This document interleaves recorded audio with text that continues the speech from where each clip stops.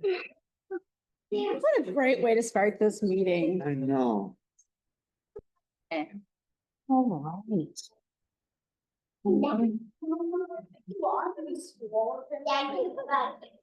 Look at them admiring the logos. Very nice. All righty. Well, welcome, everyone. I would like to call this meeting to order in open session. Welcome to this evening's hybrid Board of Trustees meeting being held both in person and virtually. This meeting has been made accessible to members of the public on the link at the Moreland School District website, as well as on board docs. Any person who requires accommodations to access this meeting has been asked to contact the superintendent's office within 24 hours of the meeting. This meeting is being recorded and may be published online at a later date. With that, we will go to tonight's flag salute. We have very special Pink Panthers to lead us in tonight's flag salute. My understanding is that all of you all have people who work at Payne as well. Is that right? That's wonderful. So let us know, what do we need to do with the flag salute tonight?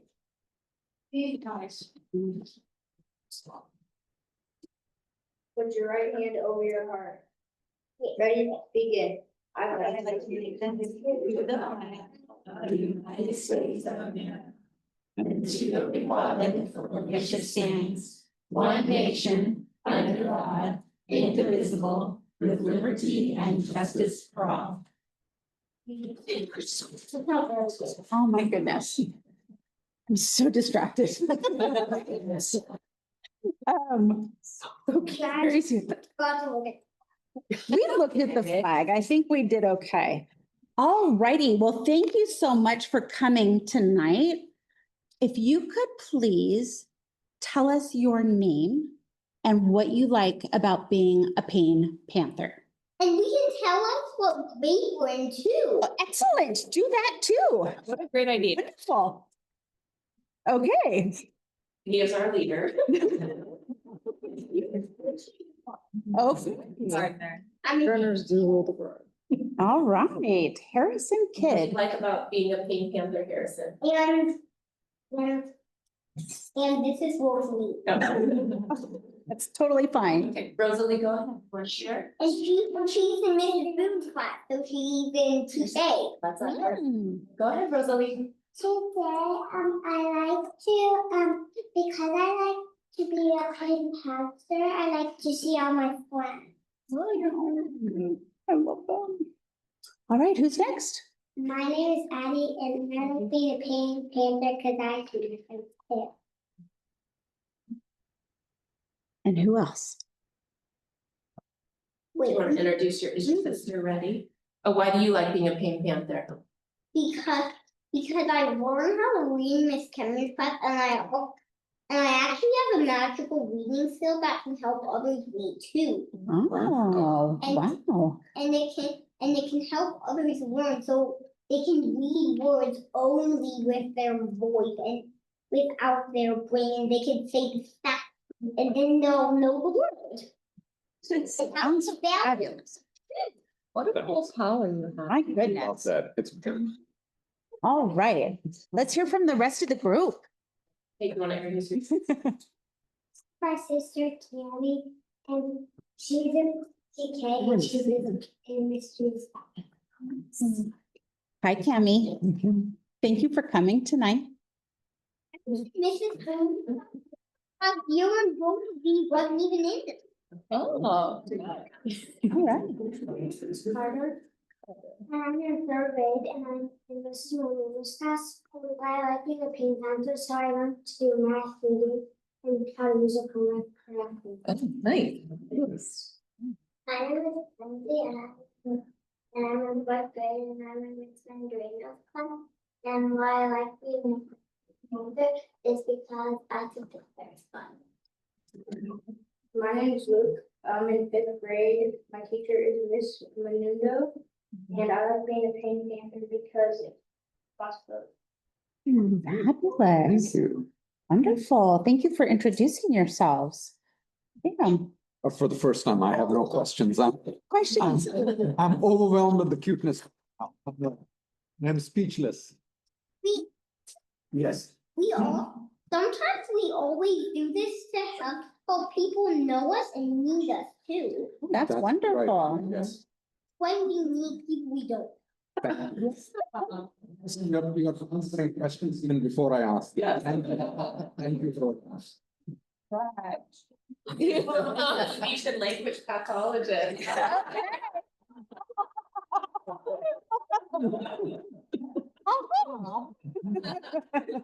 They know more.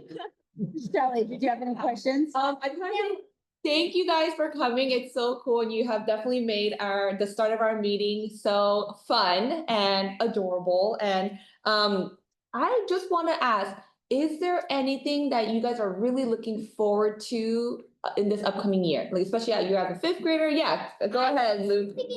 Oh, Know something about the fall. oh yeah? Well, only one thing, and I want to share with you. Okay. Yeah, so yeah, Luke, answer the question. That's great now. Oh, science camp? Yeah. That's. Yeah. Anything else that you guys are? Anyone is looking forward to something this year? I'm looking forward to a walkathon. Oh, yeah. Rosalie. Rosalie. Yes, he also stays candy and all. Oh, he'll be in here. Oh.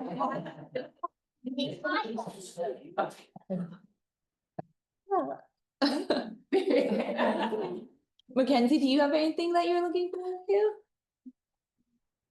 Yeah. Very good. Thank you.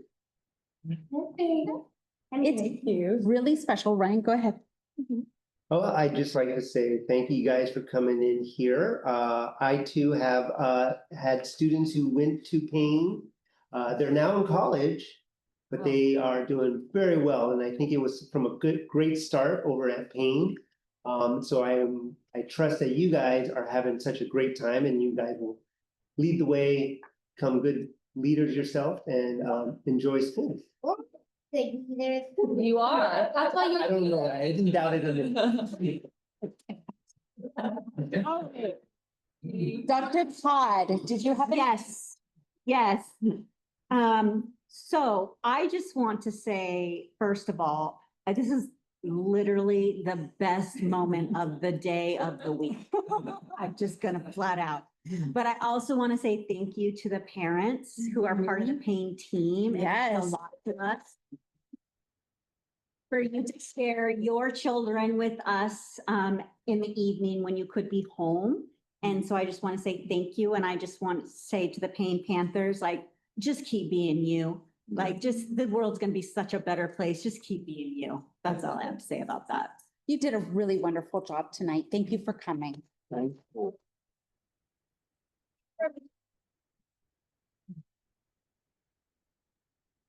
enjoy the rest of your day. Oh, my goodness. Where? Right over here. I'm really Tyler. Where we go from here? Well, that was very bad. This whole meeting's gonna be on a downward trajectory. I'm just saying. We followed on. Yeah, exactly. My goodness. Go back. Recording. I know. Good luck. What a tough act to follow. Hillary and Larry, I I don't want to be in your shoes. All righty then. If you thought that was cute, wait till you hear our success. Okay, let's rein it in a little bit. And I'd like to move, oh, no, report action. There was no action taken this evening in closed session. And move to approval of tonight's agenda. We would like to amend tonight's agenda to reconvene in closed session after the open session has concluded. Any other changes or questions to tonight's agenda? Do I have a motion to approve as amended? I'll make a motion to approve the amended agenda. I'll second it. All in favor, say aye. Aye. Comments from the public? Members of the public may address the board on any subject of concern to you including those not on tonight's agenda. However, provisions of the Brown Act preclude any action as an unagendized item. No response is required or permitted from the board or district staff. And as already stated, no action can be taken. The board, however, may instruct the superintendent to follow up, which may or may not include placing the item on a future meeting's agenda. If you would like to address the board this evening, please complete the blue comment card within the first 15 minutes of the board meeting being called to order in public session. On the card, please list the agenda items you would like to speak to. If your comments do not pertain to an agendized item, please write public comment. When your name is called, please come to the podium and state your name and organization that you're representing. Comments are limited to 3 minutes per board governance manual. I do not have any cards with me today. All right. right, thank you. Thank you. On to communications, superintendent's report, Dr. Cod. I'm not even quite sure how to follow that. I mean, good luck. Jeanette and Mariah. For whatever reasons, that was just a joyous, joyous moment. I do have a few comments. I'll keep them short. We had our first MTA executive board meeting, meets with executive cabinet. That was on Monday. It was a great meeting, full leadership team. I just want to say thank you to the team, mine and yours. Very productive, collaborative space. So thank you. Okay, let's see. Country Lane officially opened a new interactive garden with the ribbon cutting ceremony last Wednesday. The outdoor area includes 8 raised garden beds, seating area, a sensory path, and will serve as a new space for students to visit during recess. The outdoor learning space was spearheaded by first grade teacher Carolyn Sinknight.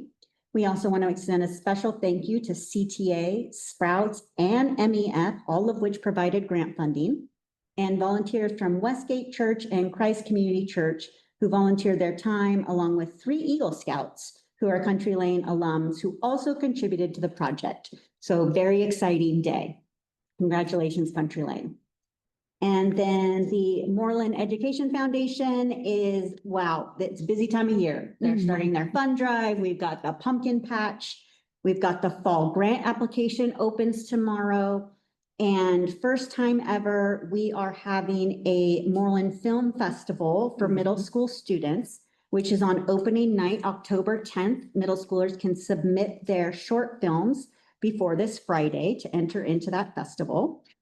And so thank you to MEF. All of that is in motion. Earlier this month, the Santa Clara County Office of Education was over at EDS filming a video about last year's Moreland Teacher of the Year, Teresa Zagadlo. If you all remember, she was beloved by her students and her families and her colleagues. So she will be featured in the county's annual teacher recognition celebration on Monday, October 27th. So we want to congratulate her. They will do a nice video. They always do such a nice job of each of the people that are being presented on that night, and she will represent Moreland very well. And then actually Heather and I, you'll probably talk about this. We went to Moreland Middle School's first ever Family Fun Fest, which was, staff was there, family, students, and a really big turnout for what was a very fun event. And hopefully that was the first annual, so it will happen again and again. We also stopped by Latimer's, what was it, the Harvest Hop. So thank you for inviting us. Always a fun time of year. And then want to continue to spread the word about attendance and attendance awareness and being at school, how important it is to keep our students engaged in their academics, and just talking to their students and their children about how important school is and how their day went and all of those things. So Maureen is supporting that campaign along with Lisa over in the Ed Services Department. So we'll continue to see that attendance throughout the month of September and October, probably. All right, and then next Friday will be October 3rd. We have a professional development day where there is no school for students, but teachers will be engaged in professional development focused on our new SEL curriculum, Character Strong, and also trauma-informed teaching practices. So that's what will be happening on that day. And I think that concludes my remarks for this part of the agenda. Okay, thank you. Board members, communications. So, I'll keep it short. Last week, Heather and I visited Anderson for our school site visit, our fall school site visit. Thanks to Jody and Jessica for hosting us. It was a little bit different from our usual school site visits where we actually go from classroom to classroom. We just got so deep into conversations about all of the things that they're implementing and working on at Anderson, especially with so much focus on reading and writing, that it was very, very informative, and super excited to see what's going to come out of that. And then earlier this week, Ryan and I were at MMS, and Teresa and Carol walked us through one of the federal program grants that they got for Starry program, and we actually sat in one of the classes to kind of see how the teacher is using that program. It was very encouraging, and we're really looking forward to seeing the results of that next year once we go through it. And Teresa was walking us how through there's control, and then there's control sites, and I forget the name for the other site that she said. But we're an implementation site. We're not a control site, so we're actually using that. So very, very excited to see what comes out of that. No updates for me. No updates from me. And I'll just add on to Shreeram being within my MMS site. Thanks again for the time to kind of look over the school and see how you can get middle schoolers to pay attention. It's basically, the biggest challenge. And, walking in each of the classes and each of the teachers' strategies, getting these kids involved, excited. Every classroom, they were bustling, they were challenging. And it's exciting to see. I think there was a sense of belonging. I think the kids were coming around, they would say hi to Teresa. It was just a much better feeling. And just seeing it all in action is always a good feeling. That's all I have to add. I'll just piggyback on Latimer's Harvest Hop and MMS's Family Fun Fest. Really terrific events. I feel like a little bit of a broken record, but I want to recognize how much work is involved in putting those events together. Volunteers, staff, everyone coming together. And it's really very clear how everyone is really focused on building community. And it's really a beautiful thing. And so I just want to express my personal thanks because I remember how much work is involved in hosting those kinds of events. And it's above and beyond, and it means the world to families and to us. Additionally, with regard to Anderson site visit, that was a tremendous conversation. We got a little sneak peek into their SIPSA coming up, but it's always a wonderful opportunity to kind of dive a little bit deeper and ask some, different questions and have a different kind of conversation. And so there too, I recognize that's a couple hours out of their day where they already probably don't have enough hours in their day. But it really helps. It's meaningful, and it helps. I can speak for myself, probably the entire board, inform us as to, what we talk about here and what it looks like at the school sites in practice. And that really helps inform, hopefully, the best decision making we can provide. And so I, there too, want to express my thanks. And that is it from me. We'll go on to the MTA union update. Good evening, everyone. Good evening. I have to use my. So tonight we have the MTA shout outs, the first of the year. Alex Munoz. Alex, thank you for always lending your time, ideas, and resources to support your new kinder team. Your generosity and creativity means so much. Heather Kettman, Payne. All my colleagues, thank you to all my colleagues across the district for making me feel so welcome when I come to visit. Here's to a great year, me, MMS. Scott, Joanna, Andrea, shout out to the amazing team on executive board, me, MMS. Tom Nguyen and Tasia Siegel, ELA Rules. Michelle Edelson, MMS. My co-op teacher, Alla Pisarenko, thank you for being the best co-op teacher ever. My aide, Liz Benier, thank you for being an awesome person and making my job easy. Michelle Edelson, MMS. MMS admin team, Teresa, Melissa, Unique, Carol. Family Fun Night was amazing. Thank you for coordinating with our HSC to put on a fantastic community event. We look forward to this becoming an annual tradition, the entire MMS staff. Julie Schumacher, Julie, you've been amazing working with K2 on helping us get UFLI and ELA flexing into place. You tested students, helped us navigate problems, and cheered us on. You're the best. Chris Bean Latimer. Crystal Dureki, being an awesome grade level partner and helping me get back into the swing of things. Emily DiVincenzi, pain. One for me and Aya Furuta, big shout out to my co-teachers for always stepping in with support and creative ideas that make our lesson stronger, Alla Pisarenko. Pain Steph, hey Panthers, we are off to a positively fantastic start from the newbies to the vets. I'm so proud to see everyone support one another and share the craft night that is coming. Go team, Joanna Simon. Harry, DeMay, and Haley Allen, a huge thank you to both for supporting our students during the beginning of the year, as it can be a difficult transition for our young learners. You two were always there to offer help. We really appreciate you. Stephanie Stillwell, Missy C14 Anderson. Rhea Morikawa. Rhea, thank you for welcoming me into third grade and helping me to get our year off to a great start. I am so excited to learn from you, collaborate with you, and grow this year. Caitlin Harrington, all eighth grade teachers. Thank you for the care, patience, and dedication you show every day in supporting students in your class. Alla Pisarenko. All MMS staff, here's to another smooth beginning of the school year. MMS is the best of all. Scott Ashton. Thank you so much. Thank you. Love all the rallying. Appreciate that. All right, on to action and discussion items for this evening.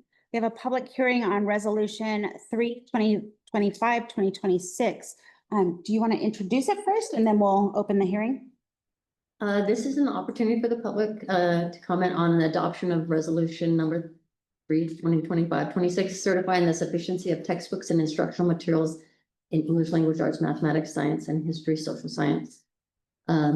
What we do is we post this notice. We did that a couple of weeks ago so that anyone that had any concerns or wondering if there was deficiency in any of our textbooks had the opportunity to come forward. We did not receive any notice, and neither did our school sites. But we also hold this hearing to allow people to come forward if they have any concerns about our deficiency of our textbooks. All right, thank you. We will now hold a public hearing on resolution 3/2025/2026, certifying the sufficiency of textbooks and instructional materials in English language arts, mathematics, science, history, social science. The hearing is now open. Are there any comments from the public or the board?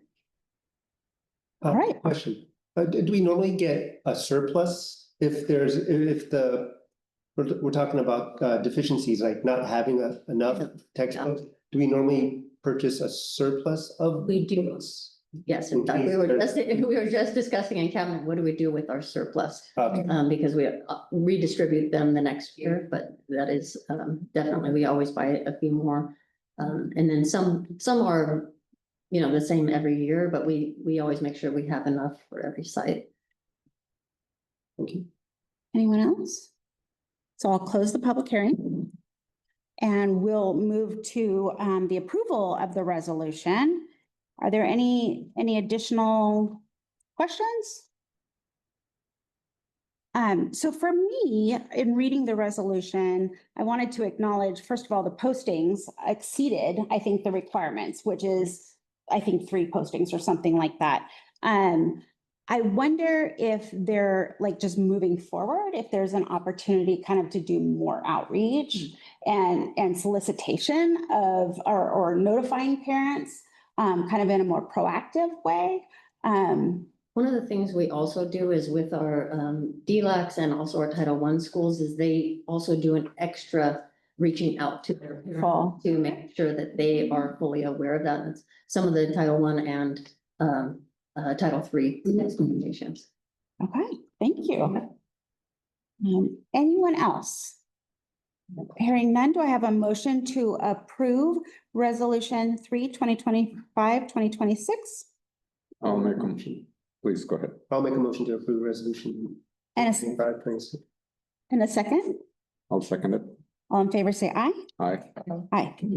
All right, on to Latimer Schools 25-26 School Plan for Student Achievement. Woo-woo. You don't have two children to bring with us. Thank you. We're excited to present tonight and tonight, have a nice overall preview of the SIPSA. We have our board visits next week, so it's really nice tonight. We can actually talk about our SIPSA and then see it in action.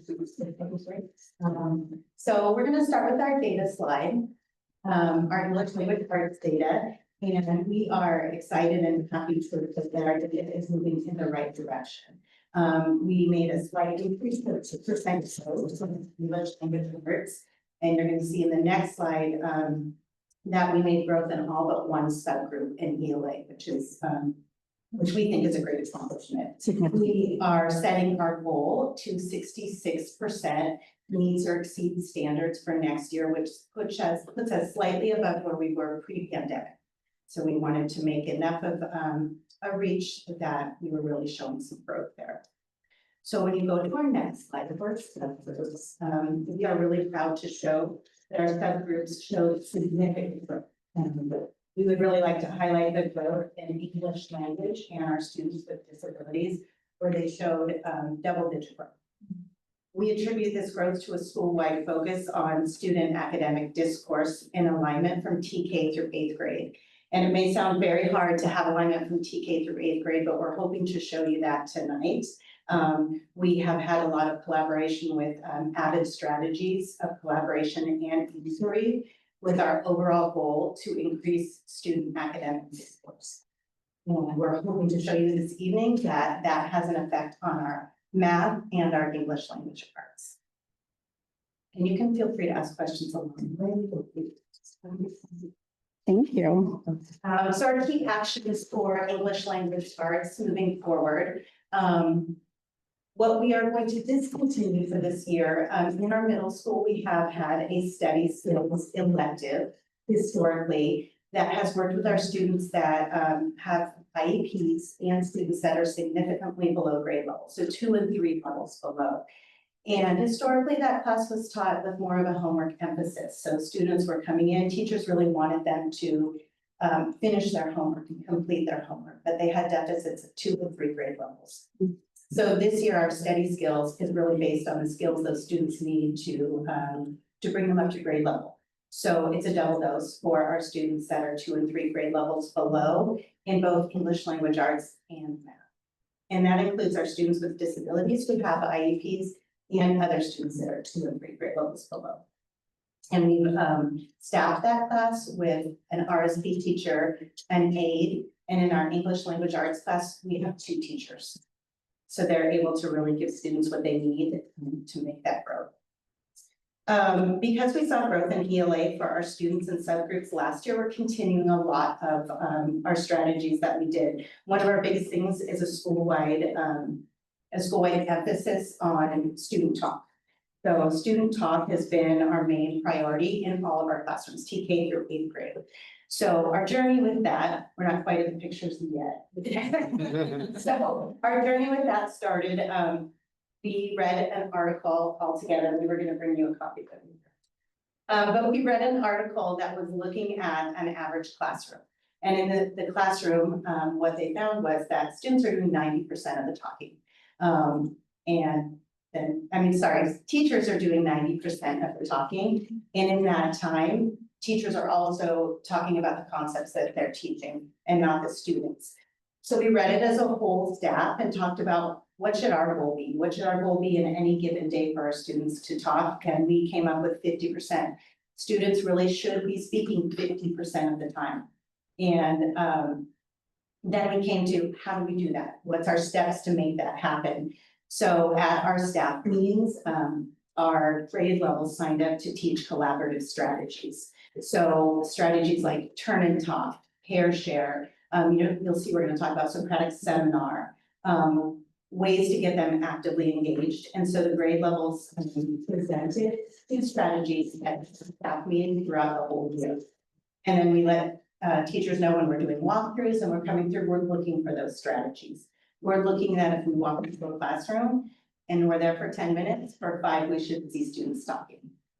And then our small group differentiated instruction. So having small groups in English language arts has helped us really target where the students are so that we can provide extensions for our students that are working above grade level and then provide some interventions for those that are working below. Newly introduced this year, we're in year 2 of AVID. So our focus this year is on writing, inquiry, and reading for language arts. And that's what our focus will be for all of our staff meetings that we have. Some of the strategies we talked about was around student talk, but our reading strategies are around activating prior knowledge, making inferences, drawing conclusions, and synthesizing ideas.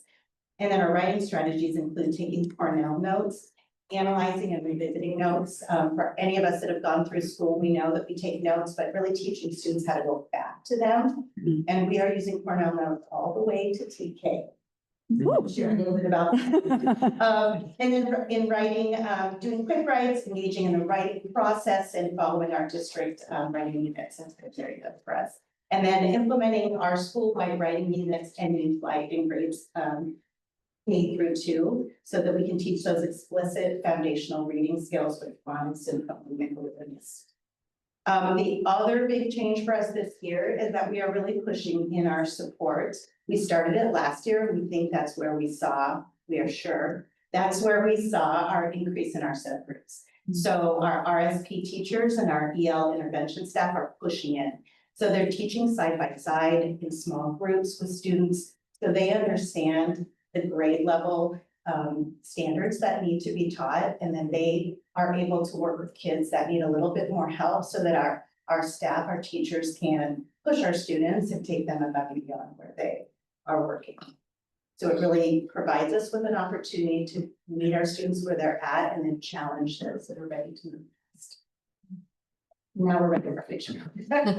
So we wanted to just show a little image of what collaboration and inquiry would look like.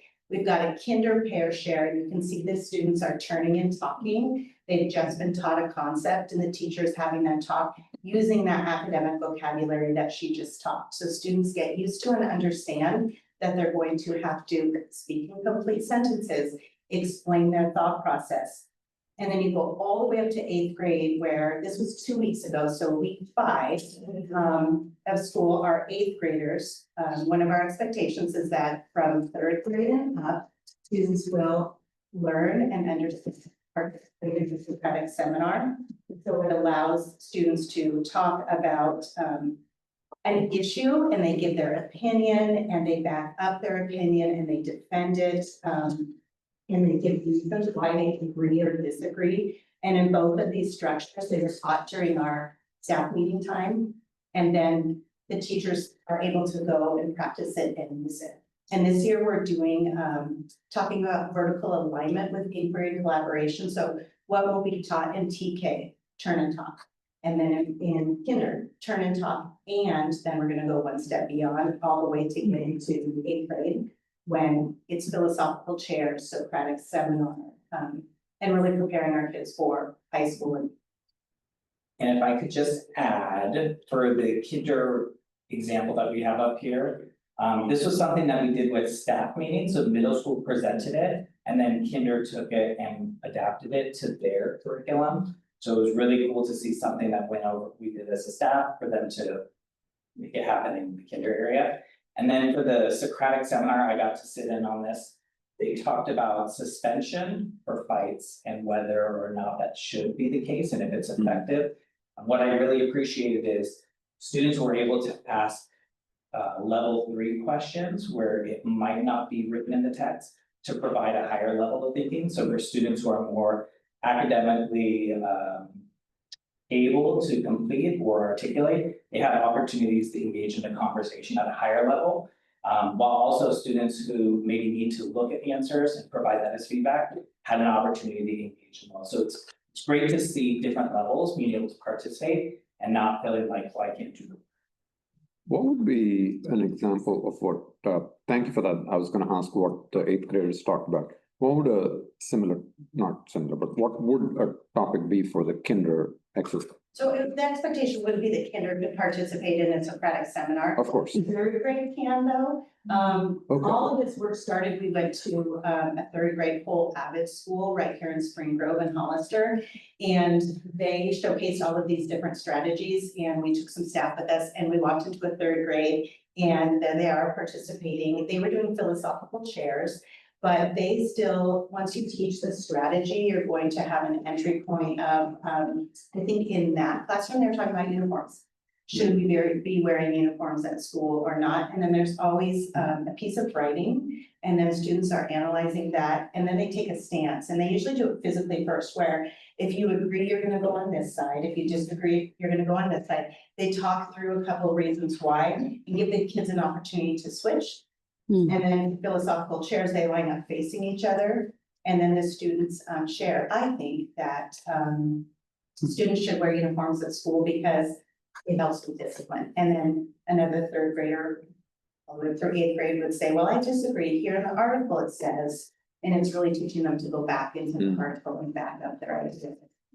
And depending on the grade level, sometimes they introduce multiple sources, so students learn about primary and secondary sources. So then it's, looking through different sources and doing the best information to support their evidence. And the topics are generally tied to some portion of the curriculum, I'm assuming, right? Okay. Or social, Or socially relevant topics. That, Things that they wanna talk about. Yeah, makes sense.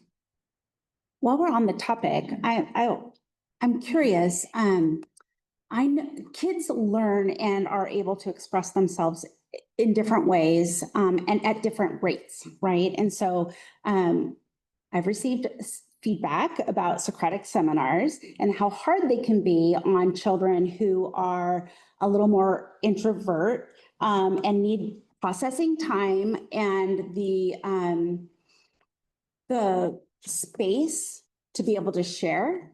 And so I wonder how you address all of those different styles of communication. Great question. So in the example, the nice thing is there's 2 different levels. There's the inner circle and then there's the outer circle. So everyone on the outer circle has Post-its. So the ones who are maybe not big at speaking or vocalizing can write points that their person can make in the center circle. So the center circle is doing the discussion. The outer circle is actually finding the evidence to support. So if I'm quiet or maybe I'm not really on like stating my point or getting into an argument, I might be on the outer circle providing notes, but there may be an opportunity for me to move into the inner circle. I think too, starting at such a young age will help develop those skills, right? And so I think that's amazing. Thank you. Can I ask, how's that tied to I guess maybe it was in the article, but what is the connection between these methodologies and improved test results as an example? Like, I get that this makes a better student. What's the connection? well, hopefully we're making that connection because, we're able to talk tonight about some growth in math and English language arts. And, this is the first time I've ever been able to sit here in 5 years and be able to talk about that we're making growth, that we're moving in the right direction. And when we see students having self-agency and taking responsibility for their learning, and they really, we're giving them the scaffolds they need, but then also that push to go a little bit farther and that common language that they're talking about, it really does make a difference in the whole environment and community of learning. And I think there's something really unique about having 4-year-olds all the way to 14-year-olds talking about the same strategies. So when I'm moving from 2nd grade to 3rd grade, I know the expectation is going to be high.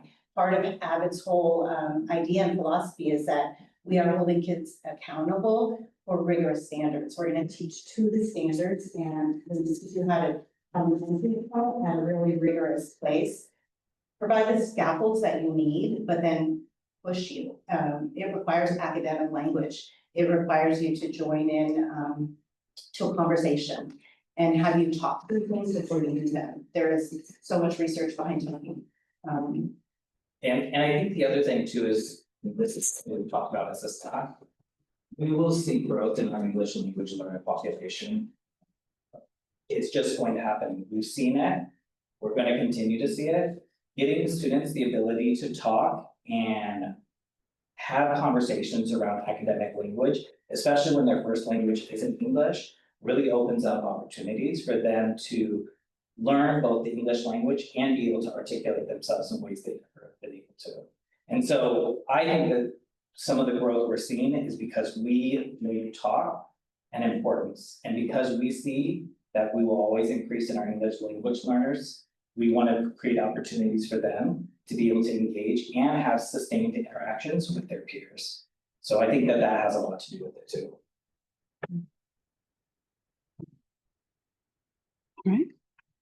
Ready for math? Yeah. Sorry, that was a gut reaction. When somebody said ready for math, I said, no, sorry. Yeah, Exactly. There you go. again, you know, just very excited to see. Math is also moving. So looking at our graph, we can see a growth of about 6% for students who are meeting or exceeding standard. So this goal that we have at 55% is really a little bit above our pre-pandemic level. So we really want to get back to where we could be. And so I think some of the things that we'll talk about in just a little bit is where we see ourselves going and ways that we can get it. And just to kind of remind me, I think last year, when you did this, so the goal for this year was 52 because it was the 10% this thing, right? I mean, actually, I'm very pleased to see that it's a 6% jump. It's amazing. It's amazing. It's It great. is actually amazing. 10%, not 10%, was like, was a very huge stretch goal. 6% is amazing.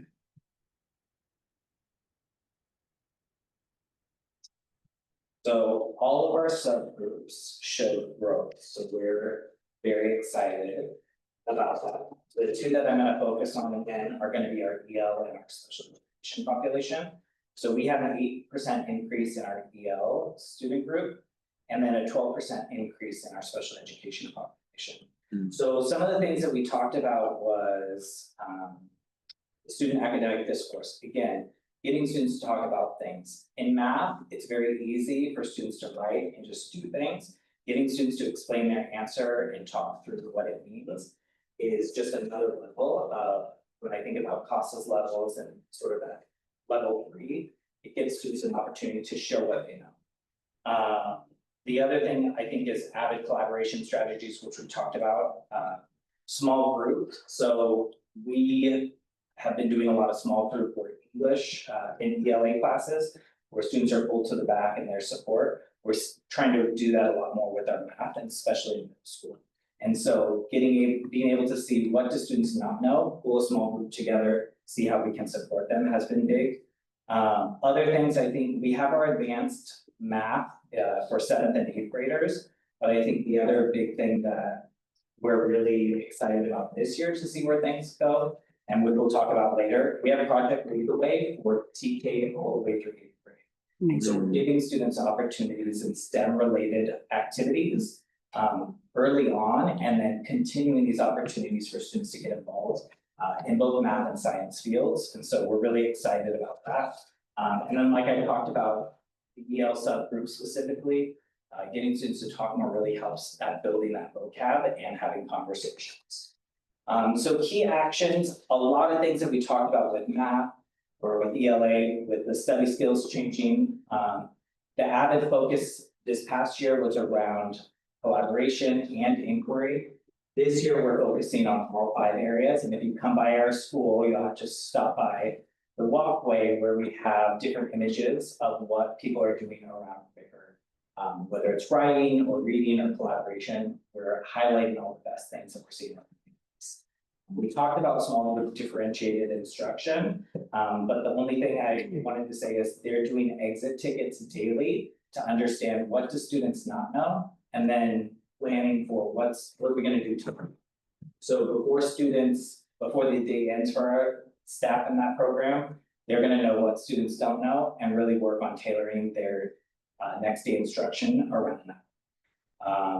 Again, staff walkthroughs really around student talk. What are we seeing? How do we engage students in higher level thinking? Because sometimes it's easy to turn and talk and just give an answer, but how are we engaging students in text or being able to explain things more is sort of where we want to go.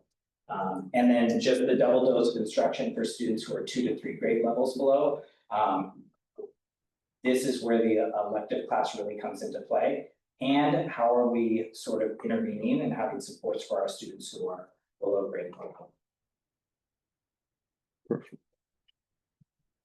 Quick question. So for the study skills elective class, are they following like a specific curriculum? Is it, and is it grade differentiated by grades, or how does that, yeah? Yeah, it's Good 6 play. through 8, so it combines all students from 6 through 8. We look at data to see students, who are falling 2 or 3 grade levels below, because that is a big catch-up we need to help them with before they go to high school.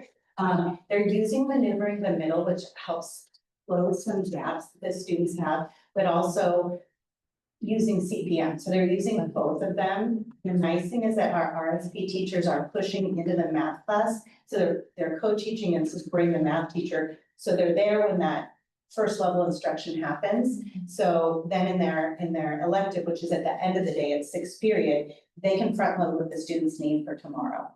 So they can give them that opportunity to be successful the next day. So that we think that's been really helpful. And this year we've really reset with intervention.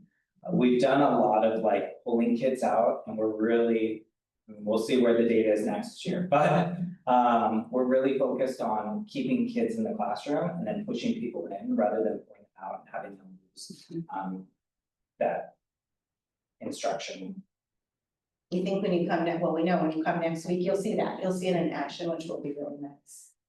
And we didn't talk very much about it last year, but it's also important, I think, to say that we did do some changes to our master schedule, and I think that's a big piece of moving staff forward. So for our middle school, we worked on it the year before last. We talked all year about CPM lessons are set up for a 55-minute block.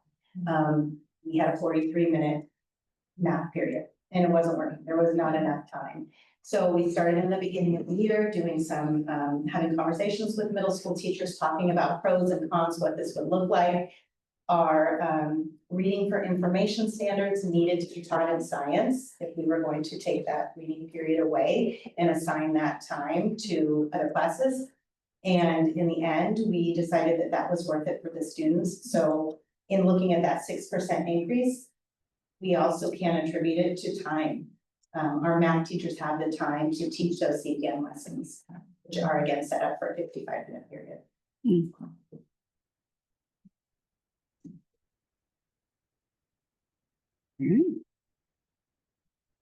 So some of the images that you're gonna see, so if we start our math partners, so when we talk about the getting students to talk more, one of the things, Sage Scribe, Coach Player, however you wanna discuss it, is students to be able to explain something and then this other student is explaining back to them. It really works well in math because when they're explaining how to do a problem, the student who might not be able to understand is hearing it, but then now they're tasked with, okay, now I have to explain it and make sense of it for myself. And so there's a deeper learning and understanding that's happening.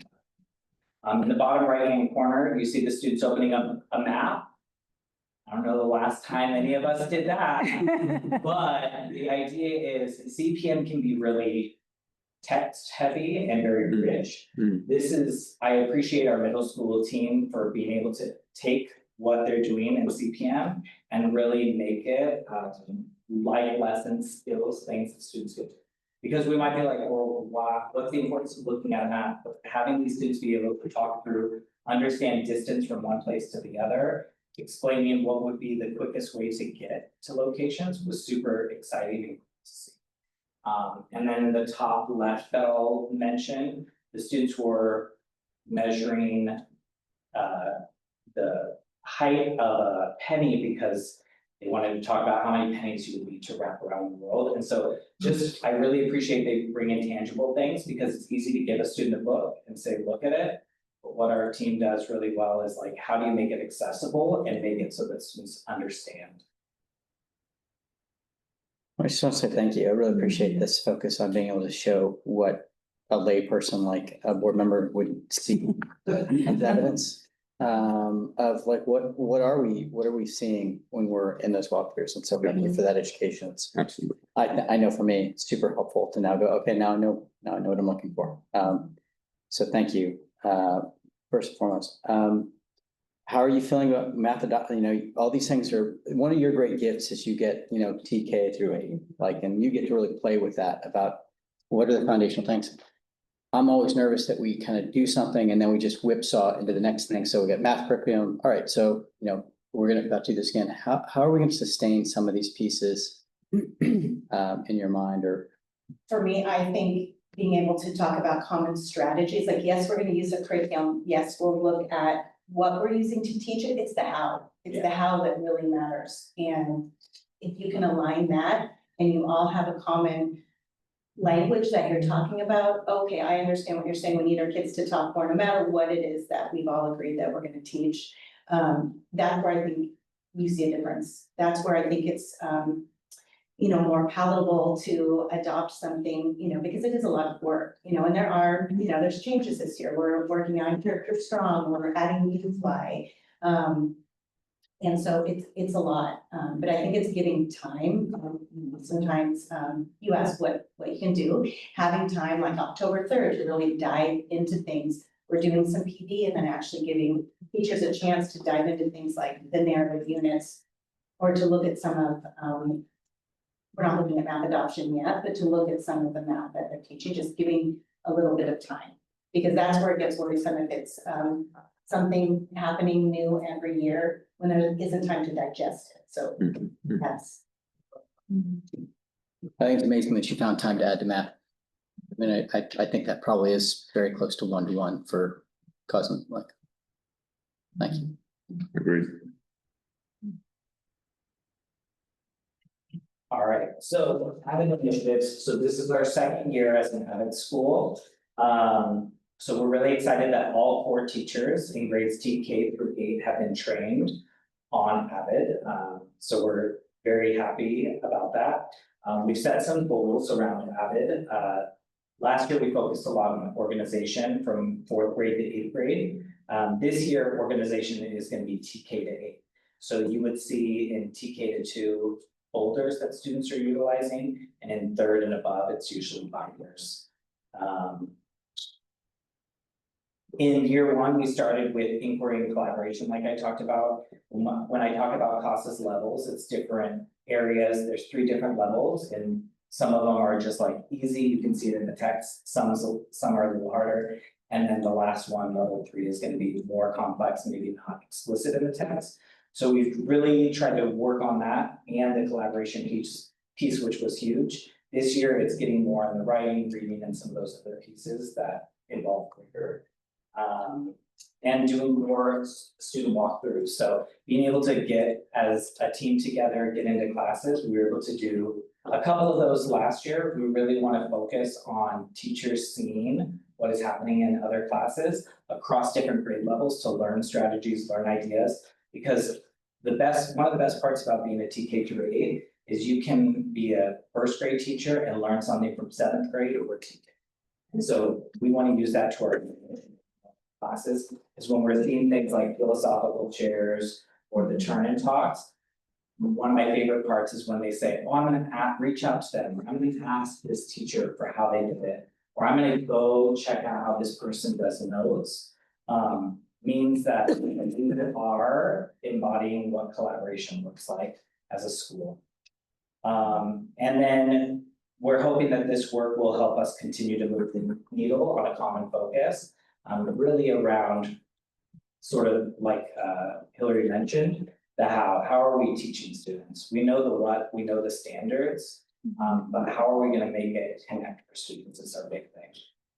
And we didn't, it's not up there, but one other thing that we did this year around Avid is we looked at our committees that we have at school. What do we really need to keep the school running this year? And one thing that everyone that went to Avid training said was we need an Avid team and we need a leadership team. The Avid team is gonna work on the curricular part and gonna work on the walkthroughs and make sure that we're all aligned and consistent. And the leadership team is gonna work on the ins and outs of running a school. And that has worked really well for us. And we meet once a month so that we can really focus on that curriculum, that how in our Avid meetings, and then sort of just the running of the school and leadership. And the last thing I'll say, we also started to talk about vertical alignment. So it was really eye-opening. We did that last year, but we want to continue the conversations because a lot of people get used to teaching what they love to teach. But when we look at standards, we realize, okay, I might be teaching this essay about what I feel or things like that, but if it's not tied to standards, what's the point of teaching it? And so we've really taken a step back to look at like, what are the things we can take off our plate rather than try to do everything. And so it's been a great beginning conversation, and we hope to have many more conversations like that. All right, moving on to school climate from academics. Our first slide we want to talk about is our kids and around and student climate. And as you can see, we made some significant growth. The top one to the left is our 3rd through 5th grade. And then down to the right, you can see school belonging at the top and then student-teacher relationships for middle school. So our goal last year was student belonging for both. I know, I think what really moved the needle here for us was that our leadership teams in 3rd through 5th grade and middle school, they took on the data. So the teachers that were running those clubs showed the kids the data. And they took it really personally, you know, and they actually were a little competitive with each other. So middle school's really looking to bring it on this year. So that really set the tone for how we were going to do this work. It came from the students. We think we need to have activities at lunch. We need to we do whole school activities. Hidden hearts, where we hide little hearts all around the school. Students bring them in and they get a prize. The same thing with ducks. And then we did a whole rock, paper, scissors, the entire school versus each other. And then ended with a culmination in the quad of a final rock, paper, scissors, and did it for staff too. So it was really fun. The kids loved it. But those leadership teams really helped us drive this work. And help us talk about recognition, what helps them feel good. We looked at our roar outs. We looked at middle school and decided we weren't really doing enough with doing recognition for students that were showing academic growth, showing movement in their iReady. So we started breakfast and brag, and parents came, we celebrated students who were making movement, and they really loved it. And we're doing that with elementary as well. So very happy. We still want to keep moving in the same direction. So our goal is for a 10% increase in school learning strategies and rigorous expectations, but also that school belonging still will be a focus. And teacher climate data. Our goal has been feedback and coaching, and that, you know, it really does take a lot of time. We have a goal to be in classrooms, every classroom every week. And not just do walkthroughs, but also have a conversation about, you know, coaching through what our goals are. And is that what we're working on when we're walking through? So we made an increase in feedback and coaching. We still would like it to be higher than 41%. So that's our goal again. We think that the staff walkthroughs are really going to help improve that, because having your peers aligned with you on the work you're doing really does help make that change. But we're happy to see that the school climate, that went up as well. So we think that goes back to a lot of what we were doing with the students as well. And speaking of that, I mean, I'm assuming that's why you put it in red, which is, it's gone up, but not as much as you had hoped. Exactly, it's gone Right. up, but we're still 41%. So Yeah. we still want teachers to respond favorably that, hey, that feedback worked and it's helping me, you to be a thought partner with me about moving the practices. And I think the biggest struggle there is really finding the time, you do the walkthroughs, but then you really need to have that second conversation. And that's something that. Not to sound inception-y, but what's the feedback on the feedback? Is it like, I need more quantity, or is it like quality, it's not actionable? What was the general? It's really interesting because you look at it and we literally last year asked for feedback on feedback. So we got the panorama survey and then we were like, we need more feedback.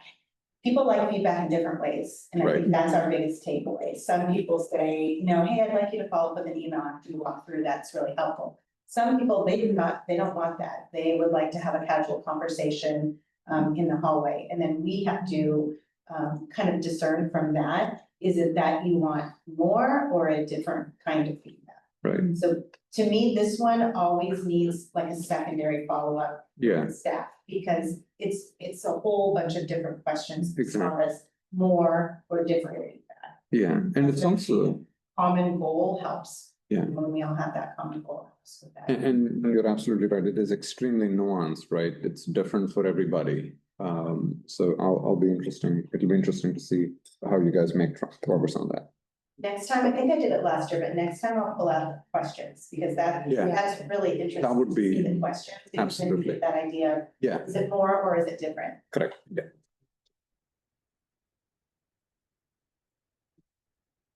So we saw a slight decrease in our family's ability to connect with each other, which is the efficacy part. So I think this is something since the pandemic, where it's just bringing people together, it can be a challenge. So we want to provide more opportunities for students and families to get together. So this is kind of like our goal for this year, is like rolling out multiple stops for how we bring people together. We started, if you were able, I think a few of you were able to come by to our back to school night and dinner. It was a big initiative to have the whole school come and have dinner together. But we got lots of positive feedback from parents about getting to know each other during that time. Yes, we fed you people and we kept it sanitary. So that was great. Other things that we're. Not to be like, that's a big deal. I was actually very worried about it, like prior. I was worried about the sanitary aspects of it. It was awesome. Can you go back to the previous slide for just 1 second? So for the first question, I just want to get some context on that. How confident families are with regard to key parenting skills? Is it in context of their kids' performance in school, or what is it like? This one is more, and I wish I'd pulled out the questions for you this time. Maybe someone who's doing an upcoming SIP, so we'll pull out those questions because they're interesting. This one has to do with how can I help my child at home? So that's where that connection with the families and really giving them some valid feedback on what they could be doing at home. And then it's also their ability to connect with each other. So what we found is that they were doing like, and I think that is still a little bit of coming back post-pandemic, coming on campus, getting to know someone, understanding the the parents in the class and giving them those opportunities. And I think the big thing is like survey families, what do they want? We did a parent night around technology. We had a few people show us that like a lot, so then I think one thing we want to do more of is like, how do we create and tailor our family experiences to what they want and what they need. And that's a moving target, right? Yeah. I mean, Yeah. The other thing we're doing this year that we haven't done before, we usually share the panorama survey with our homeschool club and our ELAC and our school site council. Again, this year they're looking at the data and responding to the data. So I think that's super key in making decisions moving forward. So. You said that there are really two parts to that question. One is, parents feeling like connect to other parents, which feels like the majority of kind of the ideas we have in terms of addressing But I think that idea about parents feeling connected to what's happening for their kids and how to support their kids is a really interesting one. As a parent, I really feel like that was really never great. I had some self-starter kids, which was helpful in some ways, but surprised by their academics over time, because I just assumed that what they were doing in school was kind of working. And so my question is, were you investing in the other half of that equation, or, how are you getting that feedback to parents about how their students are actually doing and what their students actually need? That's actually a great question, and we've been doing a lot of talking around it, both at leadership and at our site, because you're quoting a good point that students may be performing academically, like on an iReady diagnostic or a CAS test, not really where you think they would, yet they're getting A's. If we're looking at grades, for middle school. So it is an important conversation to have through more than just a conference. We send out the iReady information, but we need to sit down with parents to go through it, because it's also very nuanced, and we need to explain it to parents, explain and help them ask questions, and then give them that feedback of what students can be doing at home. So your student is communicating and participating really well. They are still working 2 grade levels below. And this is what we can do to move forward. This is what we're doing at school, and this is how you can support it at home. And really giving our teachers the space to have those honest conversations, because they are sometimes hard conversations to have. I'm sure they are. Do you think those are happening today, or those are aspirational to have those conversations? Those happen, well, we talk about those happening often, not just at conferences, but when parents, teachers reach out to parents to talk to them or email them, have them come in. It's casual conversations and conference times. Can we do more around it? Yes, I think that's an area that we need to really help, because it's important. Do you think that's really only happening for students that are 2 and 3 grade levels behind, or do you think that's happening for students that are at grade level? I think it's happening for both. Is it happening enough? Probably not, because it's also important to talk about students that are above grade level, because we really, we don't want to focus just on our students that are below, but also let parents know where we can push and encourage students to really move farther, especially as they're going into high school. But can we go to the next slide? Because I think there's one thing I want to point out too, is I think when students are multiple grade levels below, or they're dealing with trauma or lots of other things, we only see a snippet of their day, and there's a lot going on outside that we don't see. I think things like the Park at Market, where students can come and families can come and get groceries and needs, really gives families an opportunity to, 1, come to campus, but then 2, like, how can we solve some of those other things? Because schools are more than just providing education. We have to provide everything. And so we are looking at different ways of how we're intervening and like a buddy with our families, and really working together as a collaboration, instead of, well, you take care of that, we'll do the academics. And really, like, if there's reasons students aren't accessing their education, what are things that we can be doing school-wide to provide opportunities to lessen the load for them? And that takes trust. But that takes this school climate and inviting parents in, and having those family events, having opportunities for them. And we want to start a book club for families, so where we want to target anxious generation, talk a little bit about students on tablets and cell phones and stuff. So I've met with a lot of families on, can you keep their Chromebook at school? And it's like, well, it's bigger than just a Chromebook. So we want to really focus on that, so we can have communal discussions and problem solve together.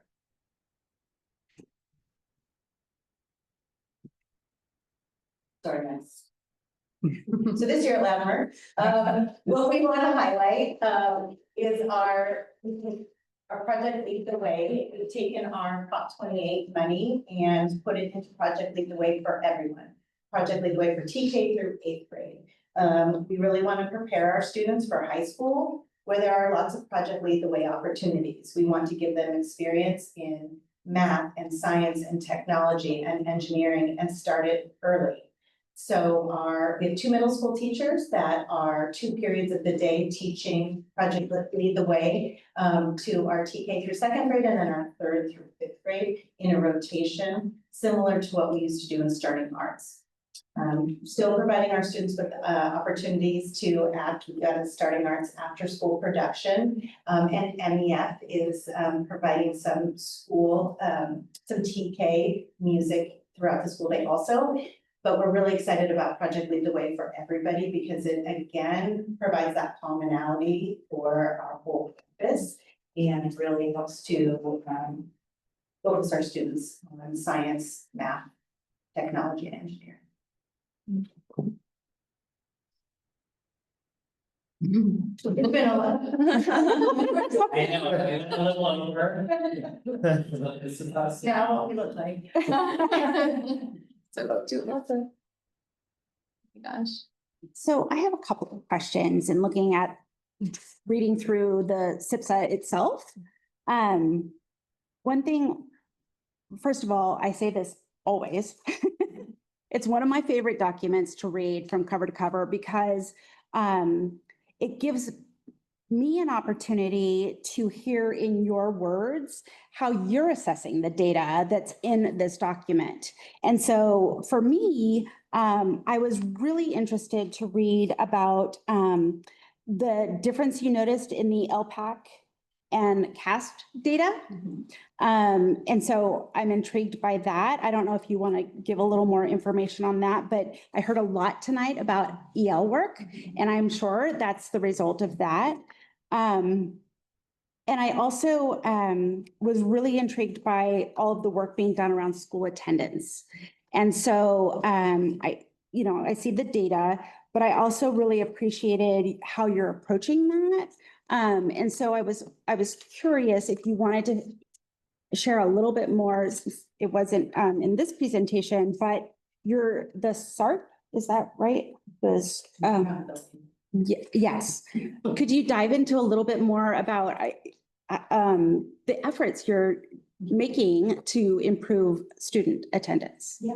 So last year, when we did our presentation, we were in the red for student attendance and really working on getting our students to school. We have this sort of change from COVID times where if our student is sick, we're going to overcompensate and keep them home. So our big push was, it's okay to bring your kids to school. We want them to be at school and attendance is important. So we had our March Madness attendance challenge, and all of the different first period classes competed against each other to see who could have the most improvement in attendance, both because on-time attendance also matters. And if you've ever been at a school, the first 15 minutes that school starts, you'll see that that's also really important in starting those habits early with parents.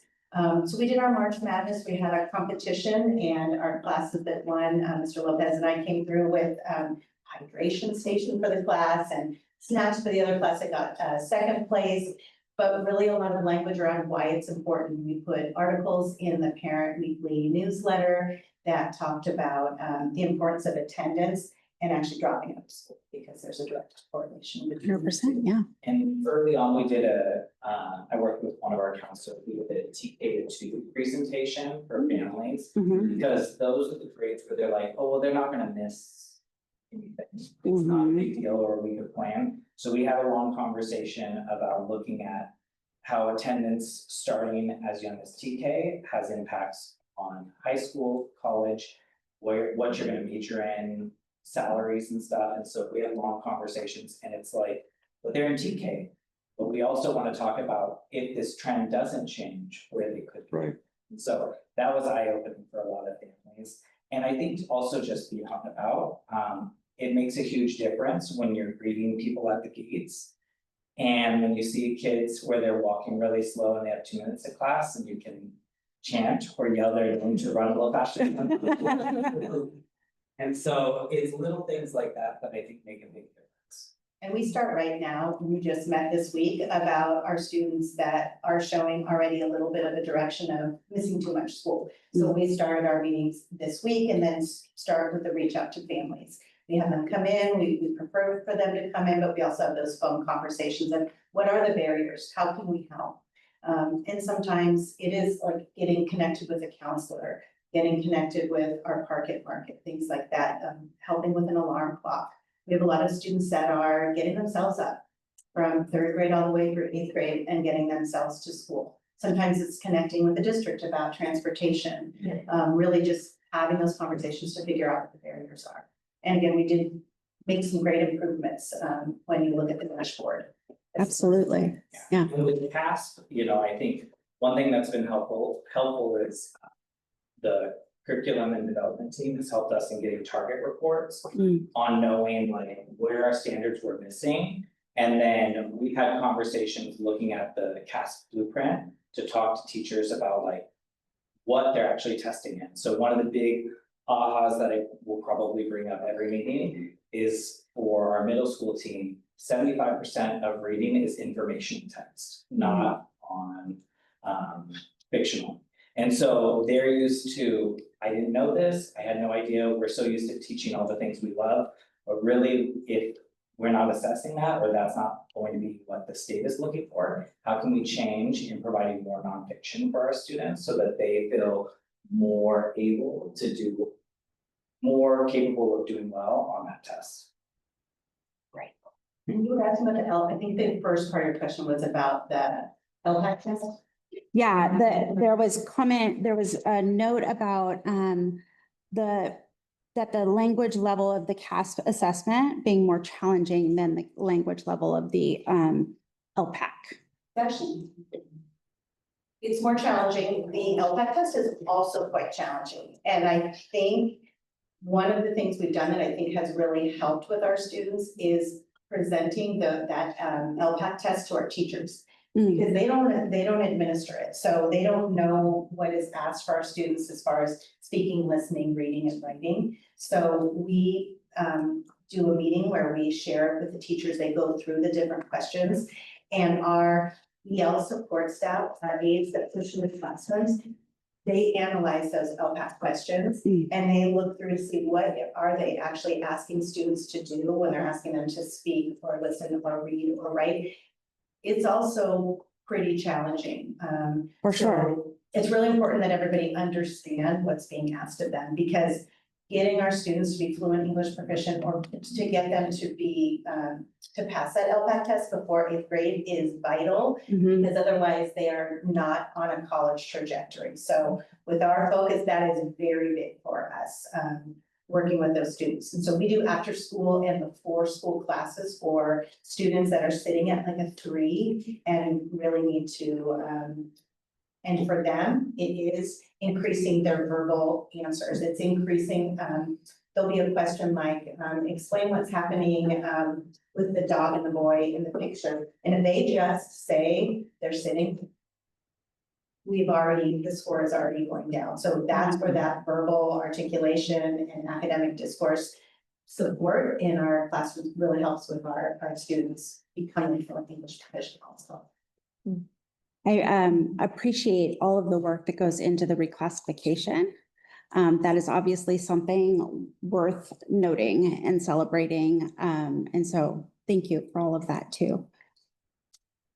It all is, I always think after we've heard, and I'll probably say it again, you're doing so much. There's so much work and so many students that you are providing very individualized attention to. And so I want to applaud that work. I know it's not easy, but it obviously is making a very big difference and you should feel very good about that. Anyone else?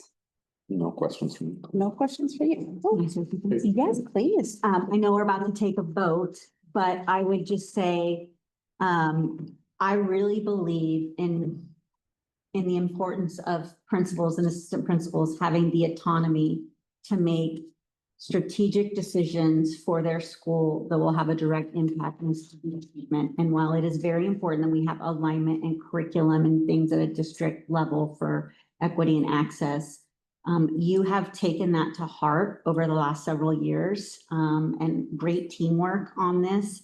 because you are moving the needle and you aren't just working hard, you're working very strategically. And I just want to give an extra thank you. With the Socratic seminar, I have been looking for excellent examples of goal 2 in our strategic plan, which I know people, think it's a nothing goal, but it is a very important goal for our students to engage in discourse in civil ways where they're having debates and taking on other people's perspectives in a structured, safe environment. Now more than ever, our students need to be taught how to have these kinds of conversations. And so I just want to thank you for that, because I do think while it does hit those, listening and speaking standards, it is so crucial for our students to be truly listening to one another and then having those conversations in a very deliberate way. So thank you. It was a great example. All right. Thank you. So With that, it is, yes, then it please. is recommended that the Board of Trustees approve Latimer Schools 2025-26 school plan for student achievement. Thank you. Any other questions? No, Motion to approve? I'll make a motion to approve the Latimer Schools 2025-2026 school plan for SIPSA, presented by Hilary. Second. It's their word, not mine. All in favor? Aye. Thank you. Thank you. All right, patiently waiting. Thank you so much. We'll move along to Payne Elementary School SIPSA. Sorry, I'm just standing. Alexa, I didn't do that. Okay, well, good evening. I am Dina Escobar, the principal of Payne Elementary School, where I plan again. And we are very excited here to present to you today in year 2. We made it, we survived. We came back, so here we are. So we're gonna start with our English language arts data. And the way that we've structured our presentation is we'll review the data, and then at the end, we will share our action plans for each area. So first, Payne experienced a decline in our SBAC proficiency. Our goal is to go back and surpass last year's performance and then just keep on going up from there. So we would like to move more students into the meeting and exceeding standards. We also experienced a slight increase in some of our subgroups and then a decrease in some of our subgroups. So really, our subgroups are performing significantly below the overall student population. And while the English learner group is a little more fluid with reclassification, our other subgroups they remain a little more consistent. So our goal this year with the support of our TOSA is to take a deeper dive and to identify who are these children exactly? What services are they being provided? How are we supporting them in the classroom? And as we revamp our intervention programming to really target these students for that personalized instruction. So looking at ELA, we have a lot of new strategies that we're putting into place to strengthen our literacy program and to provide consistency across all grade levels. So in the primary grades, teachers will continue to use Integrity, which is for phonemic awareness, but they are now also implementing UFly, which is a systematic phonics program. Research shows that explicit phonics instruction paired with guided reading is critical for our developing strong readers. In the past, staff use a variety of phonics resources, and what we determined is that this creates gaps for students as they move through the grade levels. So this year, all K through 2 teachers will be using UFly. And then students in grades 3 through 5 who are performing below grade level will receive UFly during their flex or intervention. And hopefully have this systematic phonics approach to our instruction. And then the next component is providing daily small group reading for our students who are performing at or below grade level. Our new teacher on special assignment, Nancy Roldan, brings her expertise of reading recovery and her strong passion for literacy to our team. She is coaching staff, especially our new teachers, on foundational literacy with a focus on the UFly and the guided reading practices. To ensure alignment across all grade levels, teachers will also be using the Literacy Footprints Guided Reading Program, which is authored by Jan Richardson, who you all know that I love very much.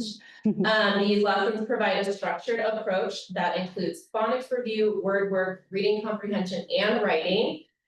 It's all mapped out for them as they go through every letter from kinder all the way up through 5th grade.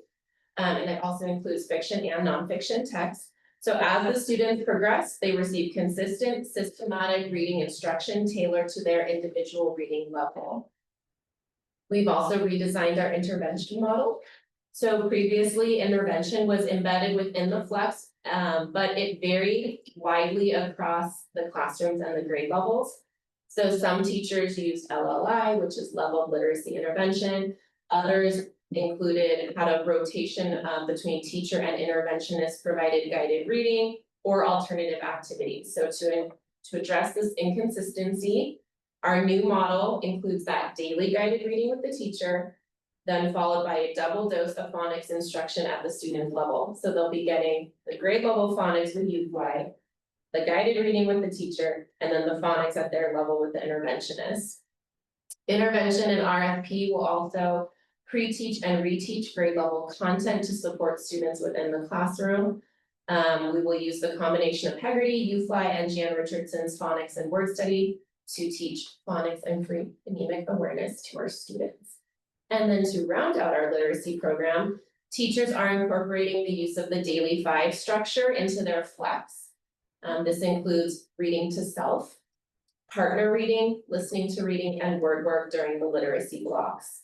We are also moving away from multiple online programs, that I am affectionately calling our tech diet. And we are focusing on iReady personalized learning to support student growth. Fine, so that's our literacy block there, but then tying in, adding another little block of time is the newly drafted writing units.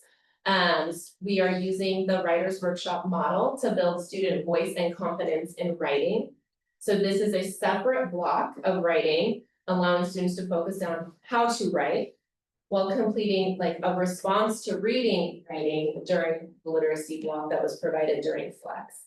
So altogether, these practices form a comprehensive and aligned literacy program that we are eager to see in action this. Any questions on ELA?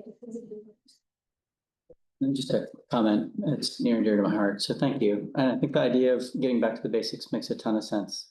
About like, hey, this isn't a program, we're gonna get back to having teachers who are our most important resource, teaching students our most important topics in many ways, and so thank you. I really am hopeful that, be really curious. If we don't see really meaningful growth. Just to kind of drill a little bit into the inconsistent practices, is there an example of something that you saw? Is it between teachers or is it site-wide? It was different at every grade level, really. So some were having like 30-minute long guided reading sessions and only reading with students twice a week. And really, what research will show is like attention spans are going down with technology use. So having 4 15-minute groups in a day and reading with every student, and also like carrying that on, like if I met with a teacher on Monday, then I have to kind of remember what I'm doing on Thursday, that's a pretty far gap for a kindergartner. So having that consistency across grade levels, 2nd grade where we saw the most growth, had everyday reading and had the 2nd day of the 2nd round of intervention. And so that is really what we're focusing on. That's one example. Others was intervention. It seemed to me as a newcomer coming in, intervention was doing a lot of different things. So some like, oh, well, I really like LLI. So they were doing that. And then some were doing the guided reading and then some were doing word work. So it's really just what we found is when we have inconsistent practices, we end up with holes because it's like, who picks up from where? Like, so that's why we're really getting on board here with consistent practices. Okay. Thank you, that helps, because I'm pretty sure that for this, for the child themselves, as they go from grade to grade, it confuses them too, if it's inconsistent. And What is then it? it's like relearning a whole new Yeah, system every year, exactly, which is exactly. difficult. Yeah, What does that look like in terms of shaping and directing everyone on the same, Hmm. to get everyone on the same page? How are you accomplishing that? Well, you'll see, I kind of was just thinking, like, while we were talking, like, we should have started with the student or like the climate data. Mm. Cause you're gonna see some growth there. But I think really our goal last year, the two of us, was to get to know our students and staff. And to really show them we're here for you, to show fair and equal practices, to show professionalism, and I think that we gained their trust. We didn't just come in and change everything, like we kind of let things play out for a little bit, and now we have the data to support. We show them the data, we're honest with the data, so they see where we're starting from. And then we're speaking to our expertise and what, I'm also a foundational literacy lover, so speaking to that. And so I think we've earned their trust and they are ready to go, and they are the dream staff for me, so it's gonna be a really great year. I will just add, because I like how you brought up how are we doing this. During our leadership that started last year with our staff leadership, one of the things that really we heard strongly from our grade level leads was, yes, we want consistency. So all of our teachers are very aware of holes that come in from inconsistent practices and the lift that they have to get kids understanding the academic language. So I would say it is a very sort of surprisingly easy conversation for teachers to lean forward and say, yes, so what are going to be your consistent practices? Great, thank you.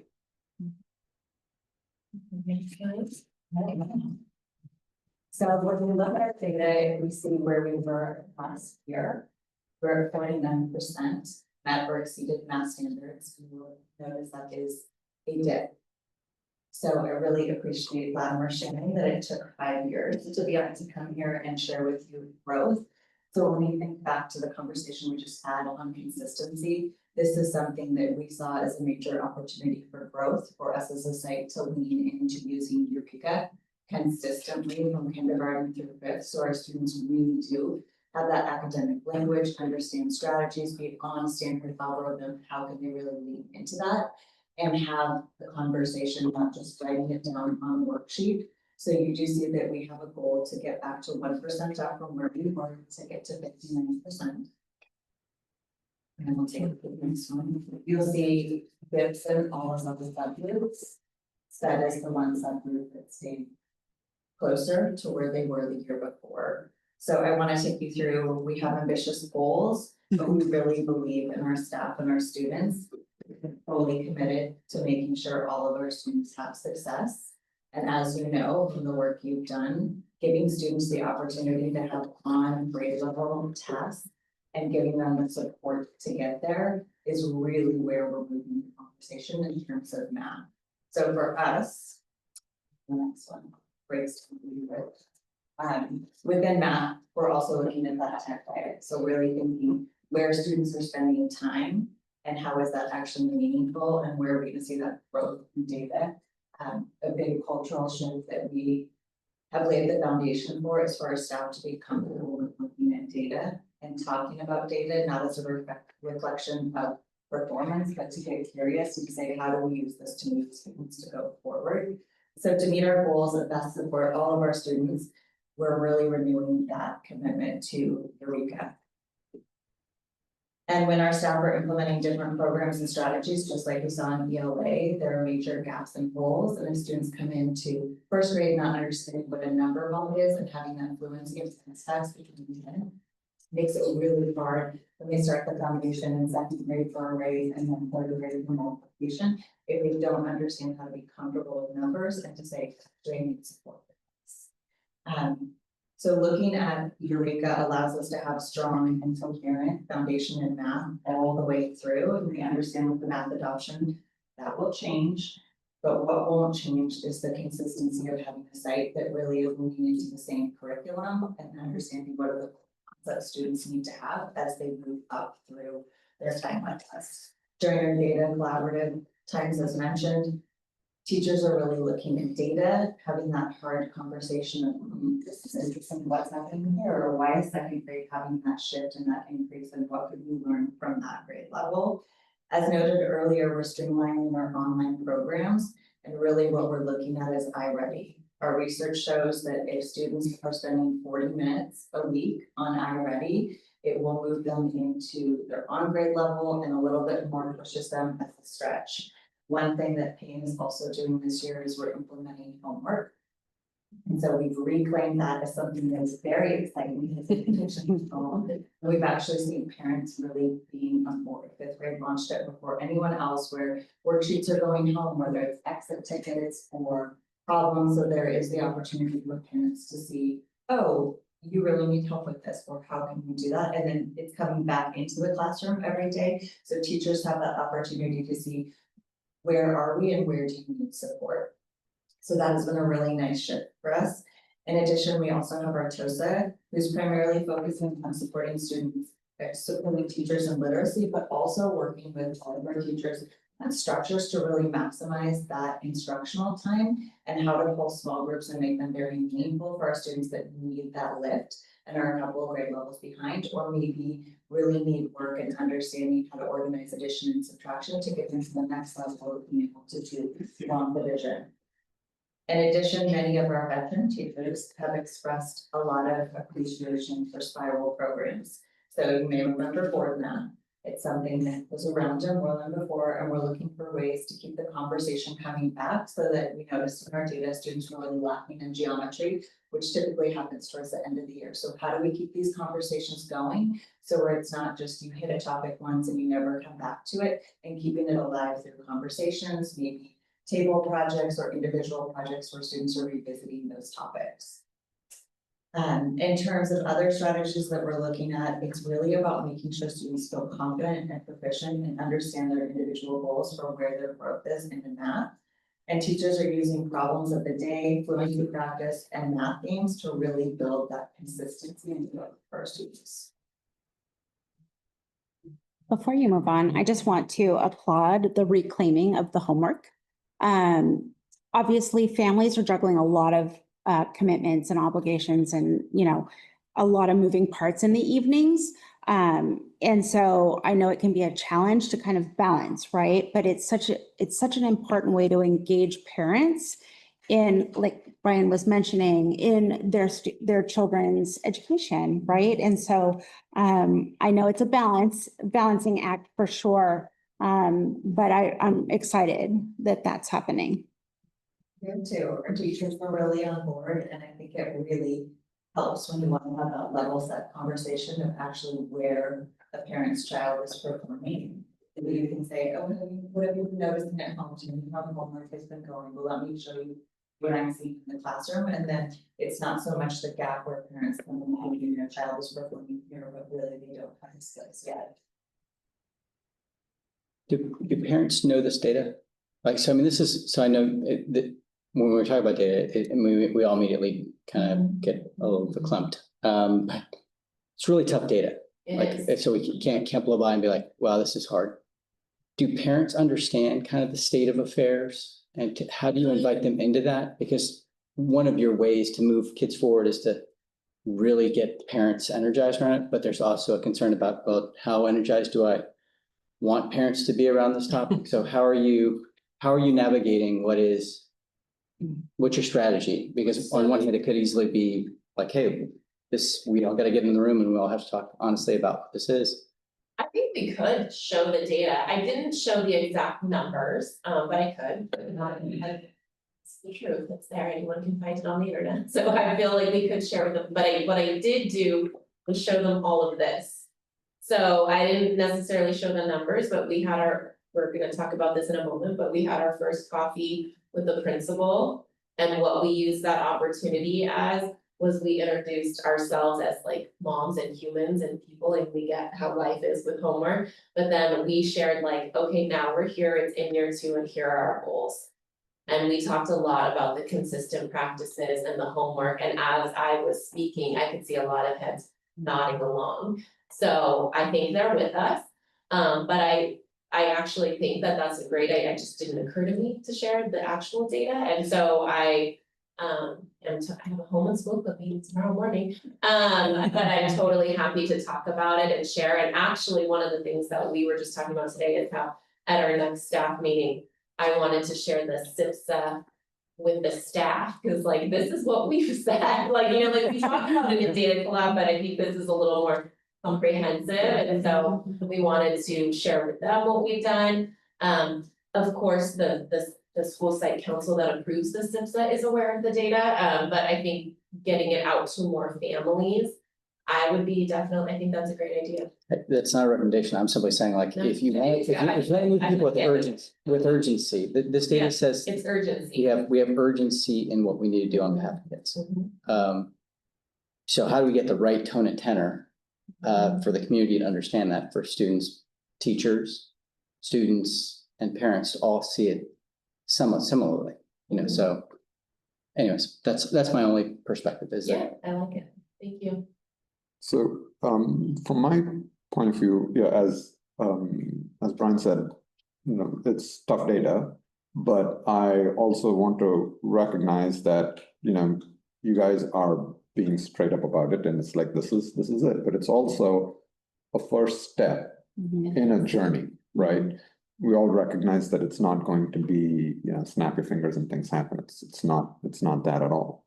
So a couple things that I see that are encouraging is I don't see like, here's a laundry list of everything we're gonna do, right? We're gonna try these 7 things and see what sticks. I kind of like that focus on few foundational things that are either tried and tested or, you know, that'll have the biggest bang for the buck. And I think it's important for you guys to keep that focus, because I think otherwise it's very easy to kind of get distracted by all of the noise. And I think I read ahead a little bit. The student and the teacher climate data, I think, is kind of like a leading indicator, right? When you look at a lot of things in terms of like the students want to be there, they everything is in the uptick. That's positive direction. It's like, okay, data will come, at least the key people who are important there are one of the 3, which is the teachers, students, and the parents. 2 of them are showing green, which means that, you know, hey, at least there's positive direction in there, and then the data will follow because results will follow that. Now, if there was a lot of red on these 2 pages, that's a bigger cause for concern, right? So I'm super encouraged that, yes, you know, we all have our work cut out for us, but at least we have the wind behind us to be able to get the support that we need. Kids want to be there in school. Yeah. That's the most important thing. I think you have summarized exactly how we feel. We feel that when, like we talked a lot about inconsistent practices, when there's so many things, like you don't know what's working, what's not. Yeah. And that's why even down to the guided reading, we're like, I want you guys to use literacy footprints, and then in the upper grades, these short reads that we have. But because I wanna see, like, Jan says, if we use this, like, they will grow, you know, but if we're all using like 6 different guided reading programs, how do we know which one's the one that worked? Right. And so that's why we are focusing in and narrowing our focus and on that tier 1 and those consistent practices, and then next year we can see like, okay, this is what worked and this is not what did not work. And how do we adjust from there, not even next year, but even next trimester, you know, like as we keep going through, like what's working, but sticking true to the course, because change also takes a little bit of time, Yes. and so, but then that's why last year our true goal was gaining the trust of the people so that they can make the change, and so that is where we're gonna go next to share. We're excited about. We're excited about this, but. So as you stated, as we stated, as new principals last year, our primary goal was to strengthen the student sense of belonging and to build positive relationships with the adults on campus. We know that students cannot fully engage in learning unless they feel supported and connected to their school. So we are proud to see significant growth in our student climate data. This is reflecting the progress we've made in creating a more welcoming and supportive school environment, and we'll talk a little bit more about that later. We are very, I mean, like 84% of rigorous expectations, like it's just, let's just keep going, but it's really great to see. Huge leaps ahead. Yeah. Congratulations on that. Absolutely. In the teacher climate data, we also saw an increase. As leaders, we know that positive teacher climate is essential, not only for staff well-being, but also for its direct impact on the students. And so this is why we've set even more ambitious goals in this area, because we remain deeply committed to supporting teachers.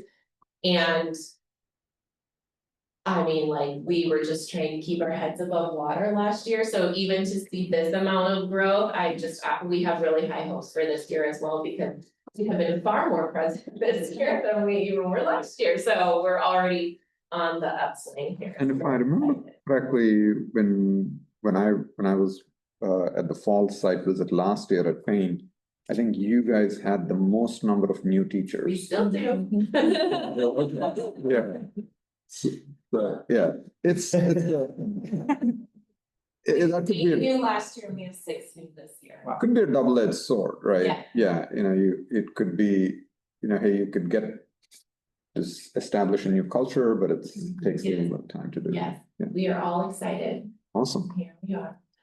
On that front, though, when we were at, I think, back to school night, feels like forever ago, I really appreciated how you're tapping your talent Yes. on the campus to provide them an opportunity to serve in more of a leadership role, and also to just kind of build a bigger community. So that too is also very exciting. Our staff is, well, you'll see in a little bit. Go ahead. So we too saw a slight decline overall in our family climate data, with the most being in the family efficacy piece, much like Latimer was speaking to. And so our next slide will outline the improvement plan that we have in place to support families. So Mariah and I are just beyond thrilled with the growth that we're seeing in the climate for our students and our staff. Last year, like we said, our focus was on building relationships, trust, and a sense of belonging for everyone, students, staff, and families. Having laid that foundation, we are now streamlining practices and expanding on this work to continue the momentum moving forward and to help families feel connected and equipped to support their students. So for students and staff, we are continuing our PBIS model, positive behavioral interventions and supports, by aligning our monthly themes with our Character Strong curriculum, which is the new SEL curriculum. While the previous administration implemented a pause and ponder sequence with similar topics, our team felt it was best to integrate the SEL curriculum into our scope and sequence for the year. In that process, we've also examined our school rules, and we removed those that we felt were unnecessary or overly restrictive, so like also showing reciprocal trust to our students. And so, for example, now we are allowed to sit with their friends at lunch, and that has been like a game changer for them. Like, we get quiet a lot faster, we pick up our trash because we know, like, so they've just been loving being able to have a little more freedom as well and earning our trust. To further support positive behavior, we now have a part-time BCBA, which is in alignment with Moreland's new behavior support model. So we are using his support to really help with strategies in the classroom. And then we also are implementing Ripple Effects, which is a social emotional learning platform designed to build skills and for mental health, behavior and academic success. So we received this strategy from MMS. They had seen some success with this program, and we are hopeful to see similar growth and accountability for our students. So family feedback on the Panorama survey shared a desire for more tools for supporting learning at home. So in response, we are expanding our community efforts with family learning nights, with focused on reading and math, the first one coming up here in a few weeks. We are also hopefully hosting monthly coffee and catch-up sessions. We already have a scope and sequence for the year of what we are presenting. It's not just coffee, like it's also getting to know us as people, but then hearing about us and our plan. So like I shared, the last one was our overarching goals for the school. The next one is focusing on creating routines at home to support your student to be successful, like morning and night routines. With our counselor present for that one. So our first one this year had 19 people, whereas last year we had 2. So we are very excited about the growth. Yeah. And I think our families are very eager, like they love saying this is great. So I think they're really eager to get a little more involved as well. So another significant change this year is the implementation of structured homework at Payne. Previously, homework was optional through choice menus. However, both staff and families noted a disconnect between the classroom learning and the home practice. So this new approach includes daily reading, the projects that we all love, and a Eureka math practice page to strengthen skill development and provide parents with a clearer window into the grade level content and how their student is performing. Homework will not be punitive. Rather, it's designed to help students develop executive functioning skills and responsibility before going to middle school, because that was another thing we heard. They were going off to 6th grade and they weren't sure how to manage homework. While giving families meaningful insight into their child's learning. So early feedback from both families and staff has been overwhelmingly positive. Who knew people loved homework so much, but they do, and so we're very excited about continuing on with our climate and our growth here. How does family learning night look like? Like what happens? So we're having multiple approaches. A variety even told me last week that I was too ambitious in my goals, but we're going through, I said we're powering through, right? It's not coming up is that teach your child to read, and we have 2 teachers that are gonna be hosting that, so it will go through kinder through 2nd grade strategies and 3rd through 5th grade strategies, and they're chunked in 2 different times, but we encourage parents to come for all of it. Then we're gonna be doing noodles and numbers, so a pasta night, and then going into classrooms to get grade level games for math fluency, excitement, and we have other events coming up this year where we're gonna do an unplugged reading night in front and little twinkle lights to really promote offline and connecting with text. And Home and School Club is partnering with us, and we'll be serving families at our fall festival, which is coming up this Friday, to find out what are other topics that they would support in. And then, of course, our student leadership will be as well. How many of the family learning nights is it? How frequent is it? So we currently have 3 scheduled. Okay. The learning nights where those are, we have this like multi-tiered program where there's community events, so just like belonging, because one of the things is like being able to connect with other families. So we have community nights, then we have nights where we are teaching the parents and the kids are in babysitting. And that's more like how to support your child with reading and or numbers, and then like the noodles and numbers nights is like a family night where the kids and the parents are learning great games together. So we're really trying to take this multi-armed approach here to bringing families back onto campus and supporting the bonds, getting to know us, getting to know, just like it's a team effort, it takes a village, and so that's what we're working. Absolutely. I really appreciate the providing some of the basics. If I remember back a few years, I didn't know how to teach I wasn't a teacher. I I didn't. still Google my daughter's grade. But just some of the basics, right? I mean, I read with my children every night and did all of that, but tips and tricks will go a very long way in empowering them to support the whole process. And that's what like we've shared is, you know, getting off tech, Mhm. getting into books, And then even with Eureka, like I joke about it, but it's true, like sometimes you're like, wait, what is that one again? And so, but then also telling families, it's okay just to teach them the way you learned it too, because it's just another way. So like really making sure we're all supporting students in the way that we can. Very cool. Slide. So this is it, this is the dream team. So as we look ahead, we know the success of these initiatives depends on the dedicated teams of teachers and support staff at Payne. This year, we have intentionally reorganized our teaching teams. There are very few teachers that are teaching the same grade level that they taught last year. To ensure that each grade level benefits from a balance of strong veteran teachers and talented new staff. So our experienced teachers are eager to share their knowledge and expertise, while our new hires are bringing fresh energy and willingness to learn. And together they are building a collaborative culture where everyone is growing side by side.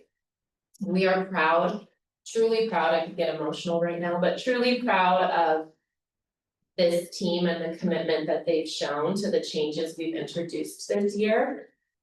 They're not only embracing new practices, but they're implementing them with purpose and passion.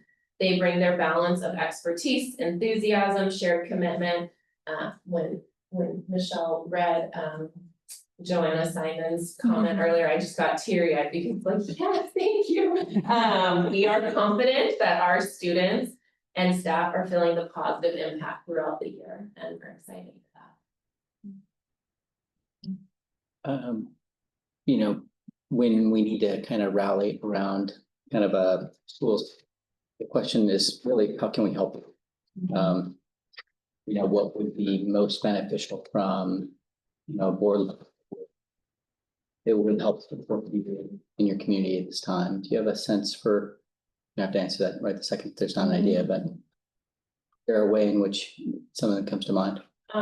Personally, I feel very supported by cabinet and by you as the board, and I just, like off the top of my head, I just would appreciate the continued support. Last year, it's hard to be a new principal and a new assistant principal. But I really truly felt supported by everyone, and that continued support and your ideas is truly what I'm looking for, and I feel thankful. I'm a lifelong Moorlander and I'm here forever, so I just feel really thankful for this group of people to support us. So all of my comments that I made to Latimer apply to Payne too. Your SIPSA. I was interested in learning more about your family education nights, so you covered that beautifully. I also dug into your attendance data, and I wondered if you want to expand. It sounds like you're working very, very hard, have a variety of programs and approaches. If you'd want to expand on that. Yeah. I will defer to my partner here because that was her passion project last year.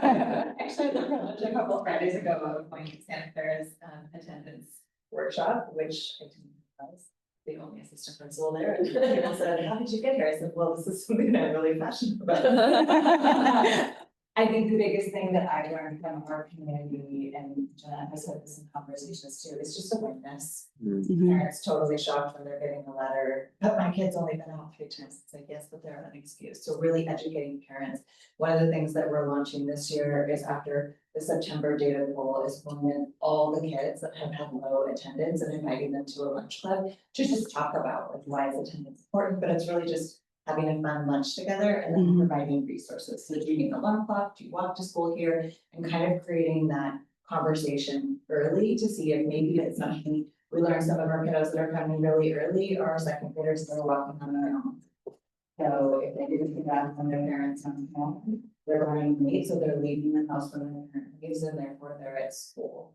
Another thing that we're doing is we have teachers and through more program.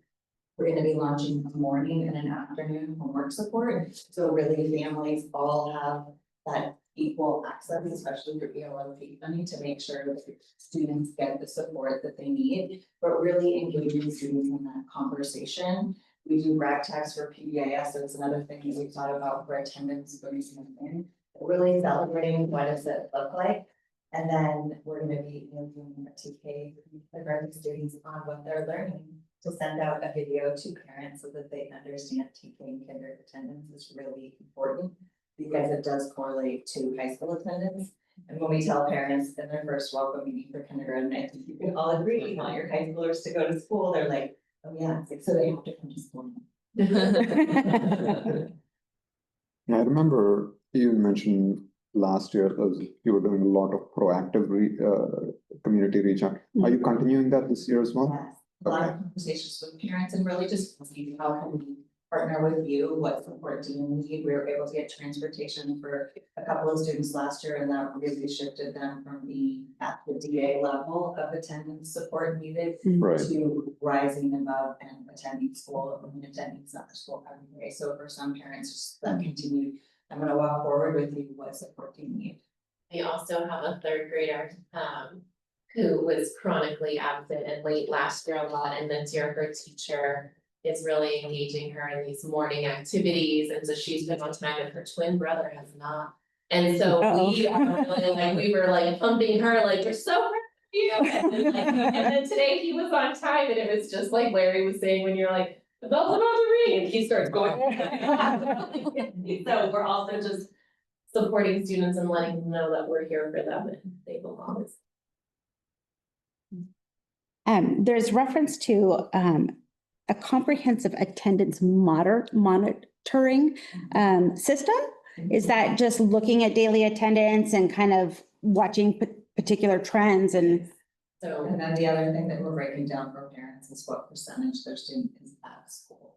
So we have that within our Aries portal, but it doesn't print out on the automatic letters. And for a lot of parents, that visual tool of like, here's the pie and here's where you're at, it's like, oh, that's what we need to be working on. That's great. It's so important. And so I'm so glad to hear everyone is focused on that. I know it's a district effort. It too takes a lot of work and time. And so it's, you know, something that is so important, but I'm grateful for your efforts on that as well. Anyone else? All right. I'll chime in, please. I always want to defer to the board. No. Gosh, I was trying to figure out, you know, what I wanted to say and how I want to congratulate both of you. Last year was a hard year. Elephants in the room, might as well just put them all out there, right? So the data is hard to look at. Last year was really hard. I was actually very surprised when I saw the teacher climate data, how positive it was. And it was a good reminder to me that sometimes few people make very loud noises, but the quiet majority was there with you. And so getting back to basics, getting the alignment, the fact that you're honoring the veteran teachers' expertise and matching them up with new teachers says a lot to them as professionals. And I've talked to all of them. They are in it with you. It was not a hard sell for them. They wanted the alignment. They wanted the consistency. They wanted things to be fair and equitable across the school.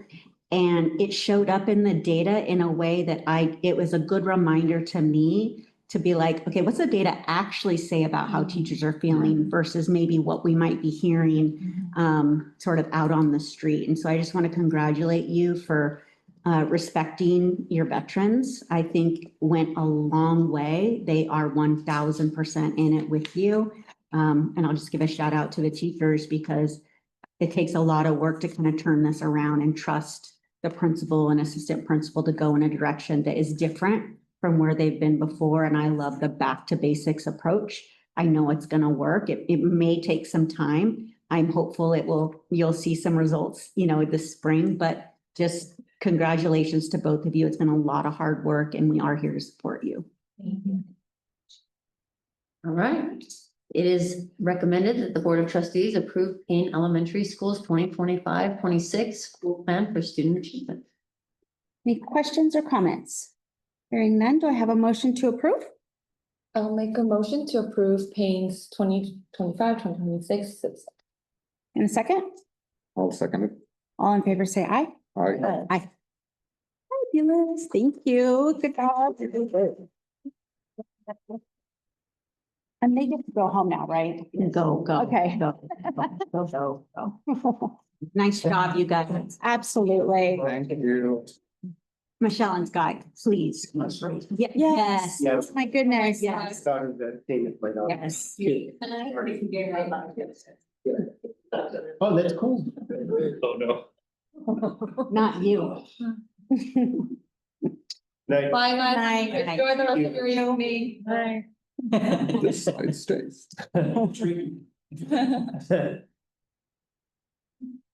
Oh, right. I just have to say it out loud. We're so fortunate to have such incredible leadership at all of our school sites. I'm always impressed with the depth of knowledge and the care and approach.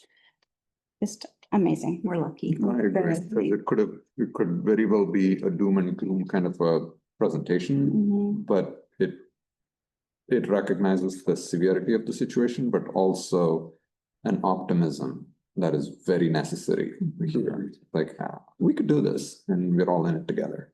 And no smoke and mirrors and bells and It's whistles, like- just like back to And basics. especially in Payne's case, I really appreciated the simplicity of the path forward. It's like, go back to the basics. All right. We are on to 7C, approval of a non-public school contract. Right, we have a student who is in need of a residential program and without going into personal details because of the privacy of the student, we're recommending the approval of the non-public school contract for Casa Pacifica. Any questions or comments? Just wondering if there was. Sorry. Did find an, Yes, answer? sorry, I do. Oh, There okay. is an answer. Go ahead, Jen. Basically, we have a master contract with the SELPA with all of the schools that are under the SELPA and that it's a 30-day notification. Okay, Oh, okay, whenever it terminates. thank you. Thank you for looking. Yeah, thank you. All right, anything else? Do I have a motion? I'll make a motion to approve the non-public school contract for Casa Pacifica. And a second? I'll second. All in favor, say aye. Aye. Aye. On to the consent. Any questions or comments on tonight's consent? Hearing none, do I have a motion to approve? I'll make a motion to approve the consent items in aggregate. And a I'll second it. all in favor, say aye. Aye. Aye. All right, closing items, real quick before we go back into closed. Anything on future meeting dates? Nope. All right, announcements, reminders, requests? Nope. Okay, then we are adjourned to closed session. Thank you, everybody. This needs a signature.